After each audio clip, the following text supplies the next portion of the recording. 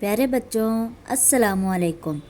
پرانے وقتوں میں لوگ قافلے کی صورت میں سفر کیا کرتے تھے، کیونکہ اس زمانے میں گاڑیاں، بسیں اور ریل گاڑی وغیرہ نہیں ہوتی تھیں۔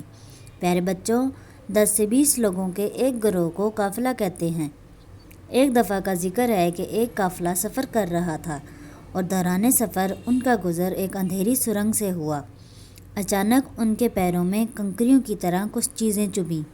اس قافلے میں شامل کچھ لوگوں نے وہ کنکریوں جیسی چبھنے والی چیزوں کو اٹھا لیا کہ ہمارے پاؤں میں لگی ہیں، کسی اور کو نہ لگیں اور ان کو کوئی پریشانی نہ ہو، لہٰذا نیکی کی خاطر انہوں نے وہ کنکریاں اٹھا لیں۔ کچھ لوگوں نے زیادہ، کچھ نے کم اٹھائیں اور کچھ لوگوں نے انہیں اٹھانے کی زحمت ہی نہیں کی۔ جب وہ لوگ سرنگ سے باہر نکلے تو وہ سب یہ دیکھ کر حیران تھے کہ جو کچھ انہوں نے کنکریاں سمجھ کر اٹھائی تھی وہ بہت ہی قیمتی ہیرے تھے۔ جنہوں نے زیادہ اٹھائے تھے وہ لوگ زیادہ مالا مال ہوئے اور ان کی خوشی کی انتہا نہ تھی۔ جنہوں نے کم اٹھائے تھے وہ پچھتا رہے تھے کہ زیادہ کیوں نہیں اٹھائی، اور جنہوں نے بالکل بھی اٹھانے کی زحمت نہیں کی تھی وہ سر پکڑے بیٹھے تھے اور افسوس کر رہے تھے کہ کاش ہم نے بھی کچھ اٹھائی ہوتی۔